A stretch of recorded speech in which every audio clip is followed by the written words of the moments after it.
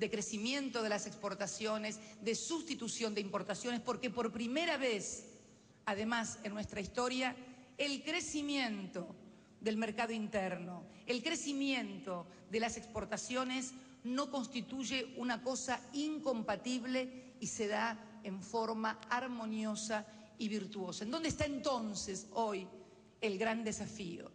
En profundizar este desarrollo industrial, avanzando en tecnología, en valor agregado, en sustitución de importaciones, en alargar las cadenas de valor, en también ver en qué eslabones de las cadenas internacionales podemos agregarnos. Sobre estas cosas vamos a discutir en 10 foros federales en todo el país, porque hemos agrupado a los 10 grupos industriales, grupos no en términos nominales, sino aglomerados, por favor, aglomerados industriales de los que se miden y que representan el 80% del PBI y el 60% de la generación de mano de obra. Esto es muy importante.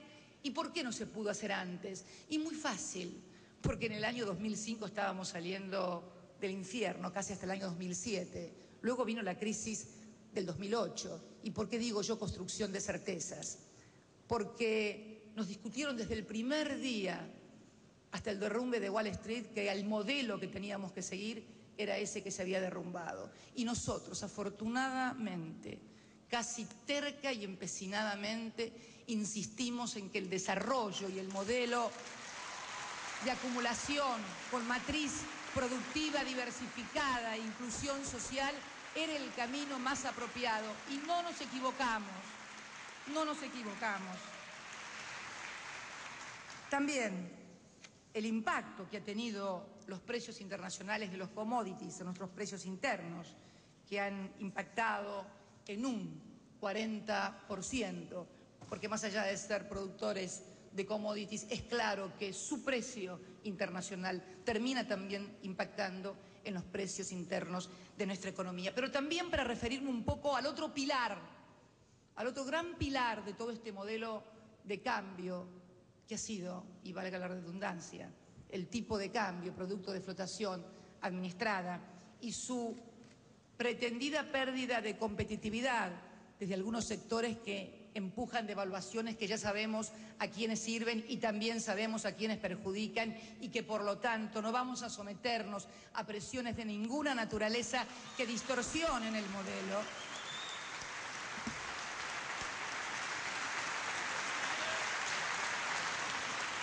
Si uno mira el tipo de cambio deflactado por salarios, promedio 95,01, 1995-2001, era del 1.33.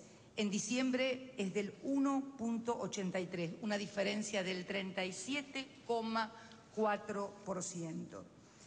Y esto se revela fundamentalmente entonces en el crecimiento de las exportaciones. No hay modo de alcanzar tal grado de competitividad si no tenemos un tipo de cambio que así lo refleje.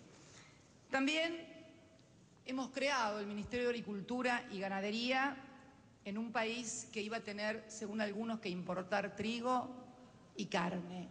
Afortunadamente se equivocaron. Pienso que tenían mala información, no pienso en la mala fe, no hay por qué pensar en eso. Error de cálculo, error de información. Lo cierto es que tal cual lo dije, inclusive aún contra los pronósticos de mi propio ministro de Agricultura y Ganadería, no sé si por allí estará, vamos a llegar a los 100 millones de toneladas de grano este año.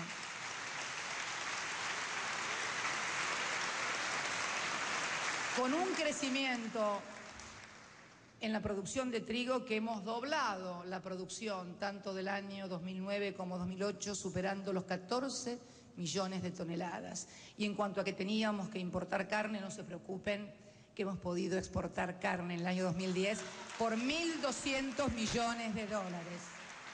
Afortunados los que tienen las vaquitas, dijera don Atahualpa Yupanqui. Pero estamos contentos porque es un sector dinámico, productivo, que invierte, y lo que queremos es precisamente incorporarlo también a ese inversor que hoy todavía es productor primario, a que se agregue a los siguientes eslabones de la cadena de valor para tener mayor rentabilidad y poder participar de mayor grado de rentabilidad. Cuanto más cada uno del que produce interviene en los siguientes eslabones, termina produciendo una integración verticalizada que le asegura tener una mayor rentabilidad y no tener rentabilidad únicamente por aumento de precio, sino por integración, por ahorro, por logística y por todo lo que, bueno, cualquier economista, y aunque no lo sea, la propia lógica indica.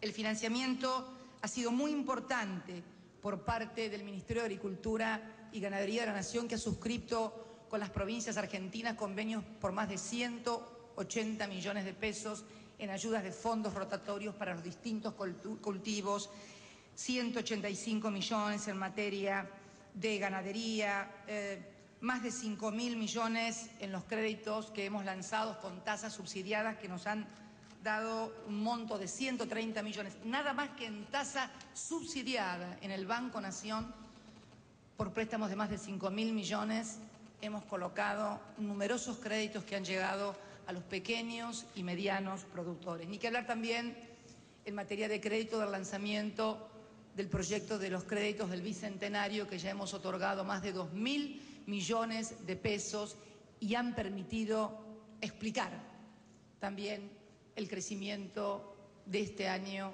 2010, con una reducción importante en el programa de Repros, Ministerio de Trabajo, que sirvió durante la crisis para sostener a aquellos sectores sin que tuvieran que echar gente o suspenderla. Fue una metodología, un instrumento de política activa contracíclica muy bien utilizado. En materia energética, este crecimiento impresionante que hemos tenido en estos años ha tenido su equivalente, como no podía ser de otra manera, en el crecimiento a partir del plan energético que se lanzara en el año 2004 para la generación de energía, para el transporte de energía, para la distribución. Cifras. El pico récord de demanda, de generación estoy hablando, lo que se tiene que tener para poder brindar electricidad.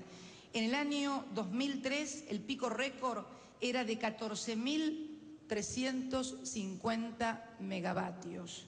En el año 2010 el pico fue 20.843 megavatios.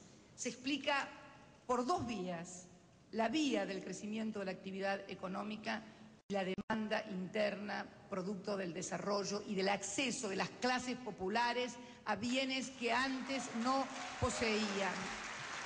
La energía no es solamente un número social, no es solamente un número económico, es también un número social. La potencia instalada en el año 2003, la capacidad de generación de energía, era de 17.900 megavatios. Hoy la capacidad de generar energía en la República Argentina es de 25.290 megavatios. 7.390 megavatios hemos incorporado, merced al plan de energía que se lanzara en el 2004 y que también fuera incrementado por el plan de energía plus que se dio en varios ámbitos. Ni que hablar de lo que nos tocó hace pocos días protagonizar a todos los argentinos, más allá de que circunstancialmente haya sido esta presidenta quien tuvo el inmenso honor, junto al gobernador de Misiones y junto al presidente de la hermana República del Paraguay, de inaugurar Yacyretá, después de 37 años,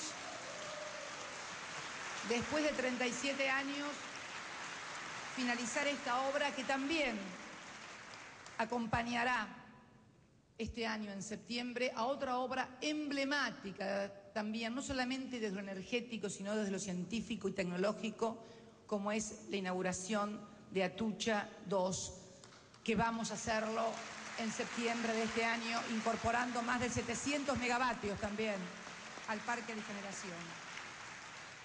Podríamos hablar de la duplicación de autovías, ya que veo a muchos legisladores oficialistas y opositores de Córdoba y Santa Fe, también de Chubut y de Santa Cruz, también de la Mesopotamia, donde estamos construyendo la Ruta 14, también de Formosa, donde hemos hecho la Ruta de Capricornio junto a Salta. Podríamos enumerar muchísimos, pero decirles que hemos pasado de 1.000 kilómetros a 2.000 kilómetros de construcción y además en las rutas nacionales hemos pavimentado el 40% de la red vial no pavimentada en la República Argentina del año 2003 a la fecha. Escuelas. Ayer iniciamos las clases. Hubo provincias como la querida provincia de Neuquén, leía, no sabía el dato ese, lo leí ayer, que por primera vez en 6 años empieza sus clases como corresponde. Y me acordé, mirándolo de acá lo veo a Daniel Filmus, me acordé del año 2003, donde el ministro de Educación y Néstor Kirchner, presidente, fueron a su provincia, diputado Osuna, a levantar una huelga que llevaba 3 meses. No era un gobierno de nuestro signo partidario, pero no nos importaba. Los problemas hay que solucionarlos. No importa quién los provoca.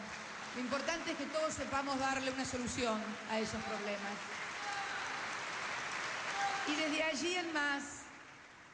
allí en más, el compromiso con la educación pública, que se refleja desde la infraestructura. Ayer inaugurando la escuela 1097. Yo me acuerdo que en el discurso que les hablé aquí por primera vez, me comprometía a terminar las 700 escuelas. Léanlo porque es interesante. Me comprometía no por lo que dije, sino por las cosas que se pudieron hacer, digo.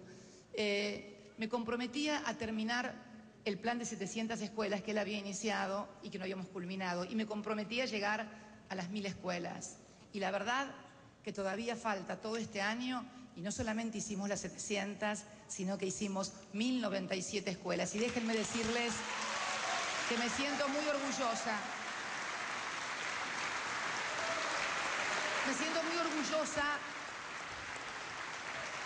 y quiero repetirles algo que nos tocó escuchar a Daniel Scioli y a mí ayer cuando juntos inauguramos el ciclo lectivo en lo que había sido una promesa mía de que un viejo establecimiento dedicado a los niños pobres pudiera transformarse en una escuela agrotécnica en la cual podríamos volver a identificar educación y producción. Y entonces, no se griten, que no vale la pena. Y me acuerdo que el sacerdote dijo, o repitió, él mismo lo reconoció, una frase que prefería gobiernos que siguieran abriendo escuelas y no abrieran cárceles, más allá de que las cárceles, por supuesto, son necesarias. Eso dijo el sacerdote. Y realmente me impresiona. La educación pública y deuda. Había una terrible deuda con la educación pública en la Argentina. Una deuda que comenzamos a saldar con la Ley de Financiamiento Educativo cuando dijimos que íbamos a destinar el 6% del PBI, de nuestro Producto Bruto, a la educación. Lo hemos superado. Durante el año 2010 alcanzamos el 6.47% del Producto Bruto Interno dedicado a la educación.